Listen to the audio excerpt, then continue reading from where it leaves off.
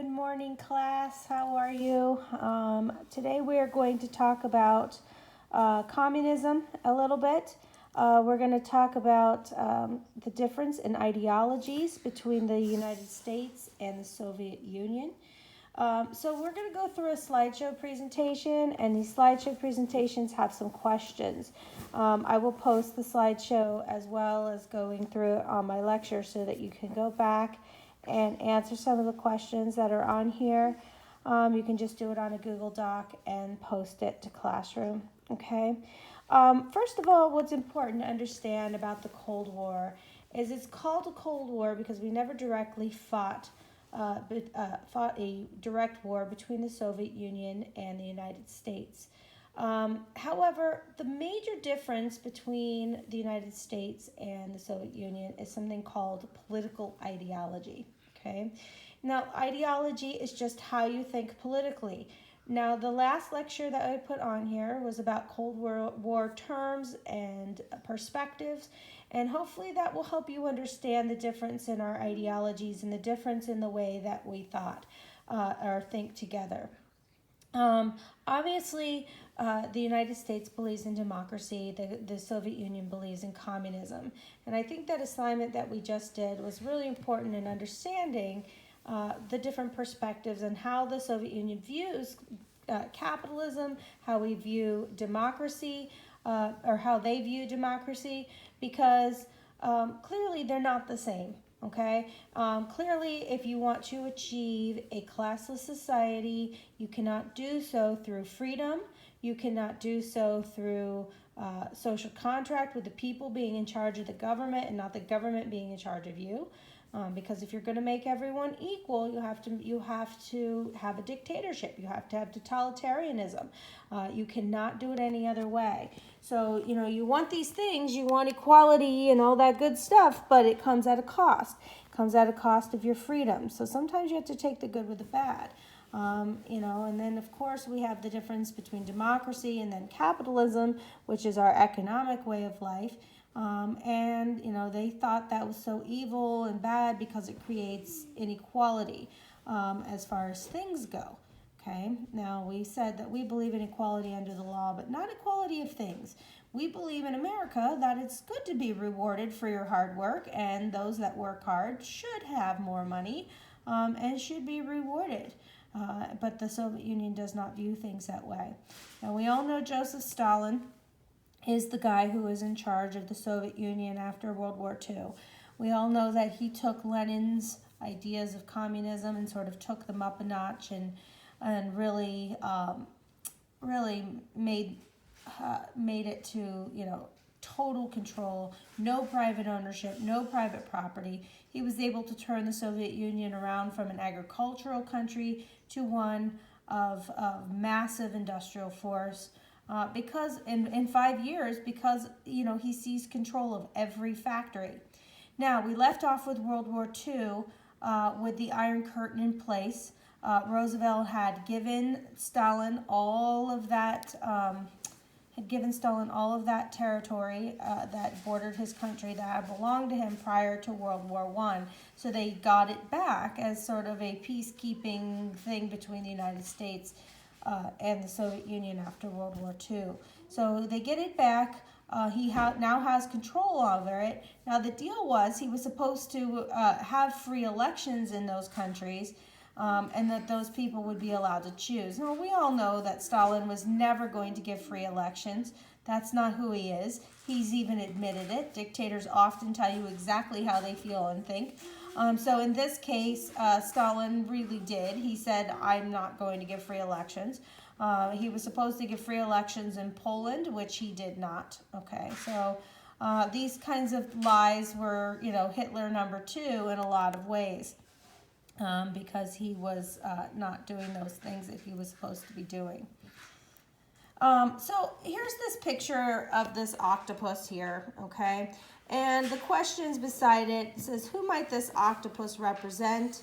Why would the author choose an octopus as the symbol of communism in this poster? What is the message of this poster? And who do you think paid for the production of this poster? And why is that important? Okay, so think about that. This is obviously what we would consider propaganda. Okay, however, who do you think put this propaganda out? Would this be a Soviet propaganda? Would this be American propaganda? And I want you to think about those questions a little bit. I don't think any of those are really too difficult to answer. Probably most of you have kind of answered those as we've been talking here. Okay, now the next thing we're going to talk about is something called a policy of containment. Now this is really important to the Cold War as a whole. We're going to be using this word containment a lot when learning about the Cold War because containment is what it sounds like, okay? Now I usually do this in class and I show you, I pick up somebody's water bottle and I show you kind of a demonstration, but just kind of visualize it in your head, guys. Think about a bottle of water and what the purpose of that container is supposed to be doing. Now, I can't wave a magic wand and get rid of the liquid inside of the bottle of water, okay? But what I can do from keeping it from spilling all over is put a lid on it, okay? And that's essentially what the policy of containment is. So you got to think about it this way. Okay, we have communism. There's nothing we can do about it. We are not going to fight World War III to stop the spread of communism. We are not going to, go back to war directly with the Soviet Union. We don't want another world war. But boys and girls, we do have communism. There's not much we can do about it, but what we can do is try to stop it from spreading. Okay, and that's what the policy of containment is. It is not to get rid of communism where it already exists. So I want you to go back and think about some of those maps that I showed you at the end of World War II. I want you to think about the idea that while you can't, all those countries bordering the Soviet Union are communist, we can't get rid of that. Okay, we can't get rid of communism in the Soviet Union. We can't get rid of communism in all those states. And at this point, we really can't get rid of communism in East Germany. We have realized that he has taken control of East Germany and has no intention of giving that back to Germany to be a free, independent country. But what we can do is try to stop the spread of communism to the rest of the world. Okay, so what we are going to have throughout the Cold War are several attempts at containment. And I'm going to use this word a lot. Okay, some of these policies of containment are going to be economic. Okay, giving money, propping up countries that are in economic distress so that they do not go to communism. Some of these policies are going to be a war. Okay, think about the Korean War. Think about the Vietnam War. These are all wars of containment, okay? Like I said, giving money out, going in, doing some secret spy work, trying to prop up countries that are susceptible to communism, or spying on countries that are susceptible and trying to do what we can, manipulate them to try to stop that spread of communism. So all of that would be considered containment because, again, we're not trying to wave our magic wand and get rid of where it exists, but what we are trying to do is to keep it from spreading. Okay, so we're going to talk about several policies of containment today. The first one here is the Marshall Plan. Okay, so it says here that Europe was in economic chaos, millions of refugees in camp. This is the state of Europe after World War II. I mean, you think about Hitler's plan and Hitler's his strategy of fighting World War II, which was, blitzkrieg. And he went in and he bombed everything and, I mean, just destroyed cities. So after World War II, I mean, not only was Europe in an economic mess, but they were in a mess, period. They had to clean all that rubble up. They had to rebuild their cities from the ground up. So it was a real mess. And, a lot of these countries were not economically stable before the war. And now think about the situation that they are in. Okay, now I want you to go back to all the things that we've talked about so far about revolutions and how these dictators come to power and what countries are susceptible to communist takeover. And it's always those countries that are in those weak economic situations. Can't emphasize that enough. It's our formula, right? It is our absolute formula for for dictatorships and revolutions and communism spread, is to have this economic chaos. So one of our Secretary of State, George Marshall, this is him right here. Hello, George. George came up with a plan to try to stop the spread of communism in Europe, and that was to simply give money to those countries who might be susceptible to communist takeover. Okay, so the plan was named the Marshall Plan after him. And again, it's simply to provide aid to Europe, okay? Rebuild by sending food, lending and giving money for infrastructure, farming, industry, Europe to lower tariffs to the U.S. so that we're not charging them taxes on imports. So hopefully their factories and things would be able to produce things that we would buy. Okay, again, the goals of this are to open new markets. Oh, shoot. Sorry. Go back. There we go. Okay, to open new markets for the United States goods, create strong democracies so that they are not susceptible to communism, and this actually was a very successful plan, okay? So a lot of, by giving all this aid, money, and things that they needed to help recover economically, this policy of containment, the Marshall Plan, was very successful, okay? You're okay, sweetie. All right, so we have another one that is not listed in here, and I'm just going to talk about it a little bit. The Truman Doctrine was also a policy of containment. The Truman Doctrine was to give money to Turkey and Greece. Turkey and Greece were particularly susceptible to communist takeover. The parties in Turkey and Greece were growing. Great Britain was in charge of that. They could not sustain that economically. They turned it over to us. And the Truman Doctrine was to kind of take over those two areas. And it too was very successful. Okay, Turkey and Greece also became democracies. They also became, their communist parties dissipated after they recovered economically, and they stayed on our side. So both the Truman Doctrine and the Marshall Plan were containment policies to try to stop the spread of communism, and both were very successful. Okay, so even though I don't have a slide for the Truman Doctrine, make sure you know that one as well. Yep. Okay, so this one is about the Berlin airlift here. Now I'm going to show you this map here, okay? This is a map of Germany after World War II. Now we talked about the fact that after World War II, Germany was to be split into 4 parts. So we have East Germany here, which was given to the Soviets. And then West Germany here was split between the French, the British, and the United States. So 3 occupying territories were over here in West Germany.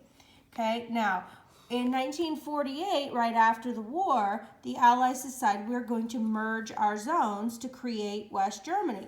Now, Stalin did not want that to happen. He did not want that. He really wanted all of Germany, and that was kind of his goal.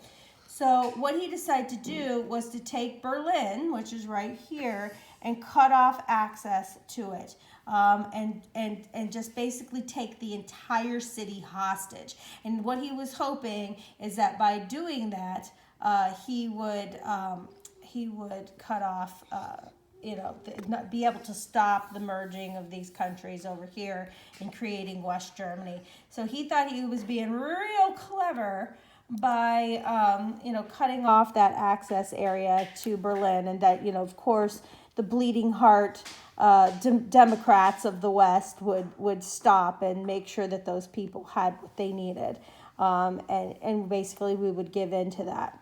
But Stalin, you can take control of the railroads, you can cut off roads, you can cut off supplies, but what you cannot cut off is the air.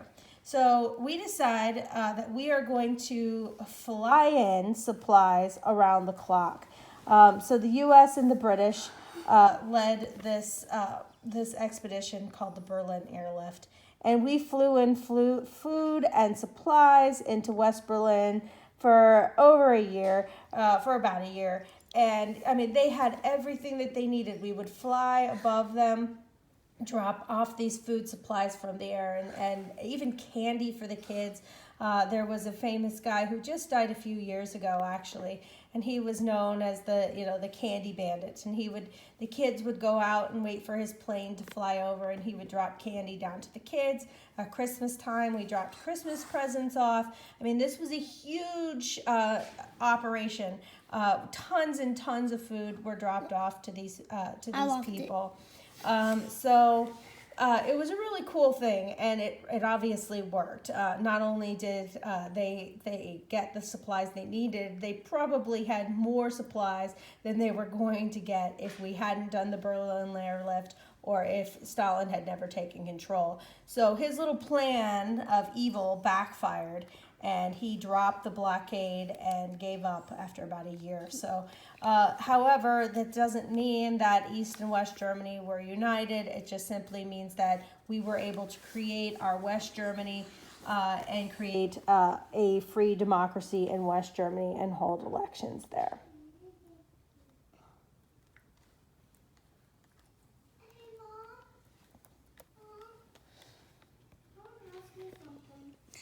Okay. So the Berlin Airlift, again, we were able to merge those zones, and it was very successful. So these next slides are just kind of what I've already talked about. All right, NATO is formed, and we will spend a little bit more time on NATO itself. I'll have you do an assignment there. But in 1949, the Allies formed the North Atlantic Treaty Organization known as NATO. Basically, this was a group of people, a division between the free states and the Soviet states, okay? So NATO those that belonged to NATO were all those free democratic countries of the West, and they were there to kind of spy on and protect themselves against Soviet takeover, okay? So they were there to help resist the Soviets, okay? Now the Soviets, on the other hand, decided, well, you guys are forming this group against me. I'm going to form my own group, and he took all his countries that he already owned after World War II, all those Soviet satellite countries, as we call them, and he formed what we call the Warsaw Pact, which was a military alliance against the other countries, against NATO, okay? So we sort of draw a line along the Iron Curtain, as we refer to it, and, the democratic countries against the Soviet countries.